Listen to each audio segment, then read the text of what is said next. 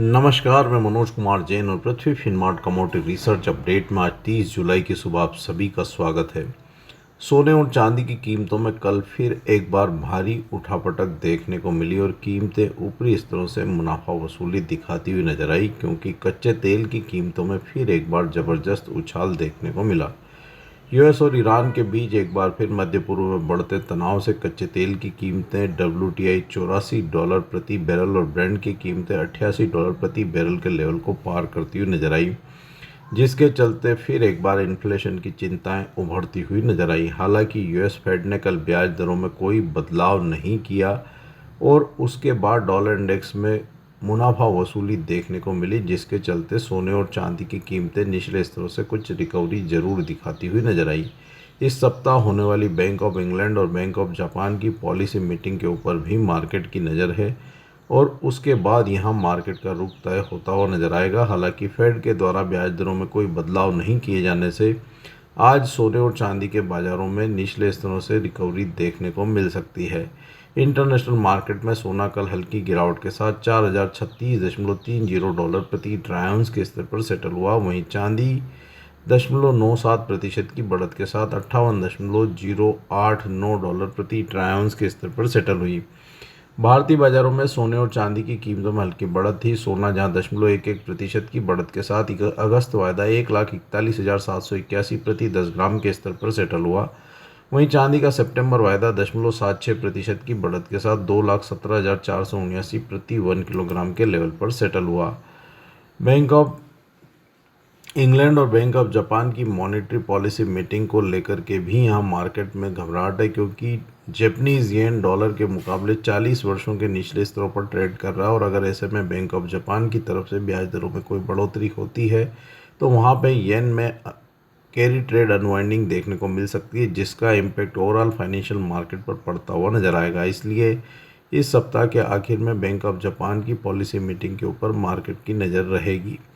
हालांकि फेड के ब्याज दरों में कोई बदलाव नहीं किए जाने से आज मार्केट में सपोर्ट्स रहेंगे। सोना अपना अहम सपोर्ट्स लेवल $3,910 प्रति ट्राई आउंस और चांदी की कीमतें $54.40 प्रति ट्राई आउंस को यहाँ क्लोजिंग बेसिस पर होल्ड करते रहेंगे। आज के सत्र में सोने में 4,010 और $3,974 प्रति ट्राई आउंस के स्तर पर सपोर्ट्स रहेंगे। वहीं ऊपरी लेवल्स पर 4,074 और $4,110 प्रति ट्राई आउंस के स्तर पर रेजिस्टेंस देखने को मिलेंगे। चांदी में 56.80 और $56 प्रति ट्राई आउंस के स्तर पर सपोर्ट्स रहेंगे। वहीं ऊपरी लेवल्स पर 59.10 और $60 प्रति ट्राई आउंस के स्तर पर रेजिस्टेंस देखने को मिलेंगे। भारतीय बाजारों में सोने में 1,41,100 और 1,40,400 के स्तर पर सपोर्ट्स रहेंगे। वहीं ऊपरी लेवल्स पर 1,42,650 और 1,43,300 के स्तर पर रेजिस्टेंस देखने को मिलेंगे, जबकि चांदी में 2,15,500 और 2,13,300 के स्तर पर सपोर्ट्स रहेंगे। ऊपरी लेवल्स पर 2,20,000 और 2,23,100 के स्तर पर रेजिस्टेंस देखने को मिलेंगे।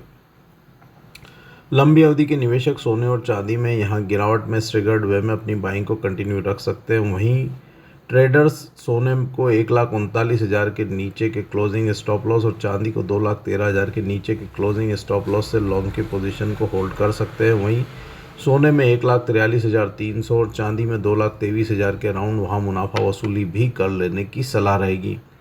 कच्चे तेल की अगर बात करें तो कच्चे तेल में कल फिर एक बार उठापटक देखने को मिली, जब ईरान की तरफ से मध्य पूर्व में यूएस के आर्मी बेसिस के ऊपर स्ट्राइक की गई और यूएस ने वहां पर रिटेलिएट करने की बात कही, जिसके चलते कच्चा तेल फिर एक बार लगभग 7% की बढ़त दिखाता हुआ नजर आया। WTI की कीमतें $84 प्रति बैरल और ब्रेंट की कीमतें $88 प्रति बैरल के लेवल को पार कर गई। भारतीय बाजारों में कच्चा तेल 0.7% की बढ़त के साथ 8,114 प्रति बैरल के लेवल पर सेटल हुआ और जैसा कि कल के सत्र में हमने साफ तौर पर कहा था कि कच्चा तेल $78 प्रति बैरल के अपने सपोर्ट्स लेवल को क्लोजिंग बेसिस पर होल्ड कर सकता है और वहां $84 प्रति बैरल तक के लेवल देखने को मिल सकते हैं और कल वह लक्ष्य कच्चा तेल इंटरनेशनल मार्केट में हासिल करता हुआ नजर आया। $84 यहाँ मुख्य रेजिस्टेंस और कीमतें अब अगर इस लेवल के ऊपर सस्टेन होगी तो फिर $88 प्रति बैरल तक के लेवल्स भी देखने को मिल सकते हैं। भारतीय बाजारों में कच्चे तेल की कीमतों में आज के सत्र में 7,840 यहाँ महत्वपूर्ण सपोर्ट रहेंगे। वहीं कीमत अगर 8,200 के स्तर के ऊपर सस्टेन होती है तो वहाँ 8,445 और 8,550 तक के स्तर देखने को मिल सकते हैं। 8,200 के स्तर के ऊपर यहाँ मार्केट में आज के सत्र में नज़र रखने की सलाह रहेगी। हालांकि कल यूएस की इन्वेंट्री में 7.2 मिलियन बैरल की गिरावट देखने को मिली थी, उसके चलते भी कीमतों में वहाँ सपोर्ट्स बनते हुए नजर आए हैं। नेचुरल गैस में कल फिर एक बार भारी उठापटक देखने को मिली। शुरुआती सत्र में गिरावट थी, लेकिन निचले स्तरों से शॉर्ट कवरिंग के चलते कीमतें कुछ रिकवरी जरूर दिखाती हुई नजर आई, लेकिन कीमतें अभी भी इंटरनेशनल मार्केट में $3 के नीचे और भारतीय बाजारों में 288 के स्तर के नीचे बनी हुई है। हमारा मानना है कि आज के सत्र में नेचुरल गैस अगस्त वायदा में 254 के स्तर पर सपोर्ट्स रहेंगे, वहीं ऊपरी लेवल्स पर 268 पर रेजिस्टेंस देखने को मिलेंगे। बेस मेटल्स की अगर बात करें तो बेस मेटल्स में कल मिला जुला कारोबार रहा। कल फिर एक बार वहां भारी उठापटक देखने को मिली। फेड मीटिंग आउटकम्स के पहले मार्केट वहां पे कॉशियस अप्रोच अपनाता हुआ नजर आया और कॉपर की कीमतों में 0.25% की गिरावट रही। कीमतें $13,592 प्रति मेट्रिक टन के स्तर पर सेटल हुई। हालांकि यूएस फेड ने ब्याज दरों में कोई बदलाव नहीं किया और अपनी ब्याज दरों को 3.50% से 3.75% की रेंज में बरकरार रखा। हालांकि फेड के 3 मेंबर ब्याज दरों में 25 बेसिस पॉइंट की रेट हाइक के पक्ष में थे, जिसके चलते वहां यूएस के बॉन्ड की दरें ऊपरी स्तरों पर स्थिर बनी हुई है। हालांकि डॉलर इंडेक्स में मुनाफा वसूली देखने को मिली है। वेस्ट एशिया तनाव, बैंक ऑफ जापान की policy meeting, bank of England की मीटिंग, इन सभी के चलते मेटल मार्केट में यहाँ उठापटक बनी रहेगी और बैंक ऑफ जापान की पॉलिसी मीटिंग आउटकम के बाद ही मेटल मार्केट को कुछ डायरेक्शंस मिलते हुए नजर आएंगे। हालांकि कॉपर की कीमतें यहाँ 13,280 से $13,900 प्रति मेट्रिक टन के दायरे में बनी रहेगी। वहीं एल्यूमिनियम अपने सपोर्ट्स लेवल $3,110 प्रति मेट्रिक टन और निकल $16,740 प्रति मेट्रिक टन को क्लोजिंग बेसिस पर होल्ड करते हुए नजर आएंगे।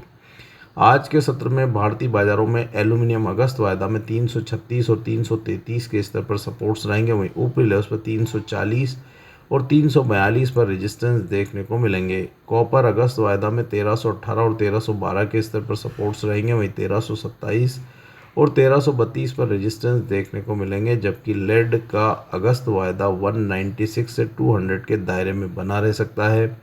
निकल अगस्त वायदा में 1627 और 1603 के स्तर पर सपोर्ट्स रहेंगे, वहीं ऊपरी लेवल्स पर 1668 और 1685 पर रेजिस्टेंस देखने को मिलेंगे।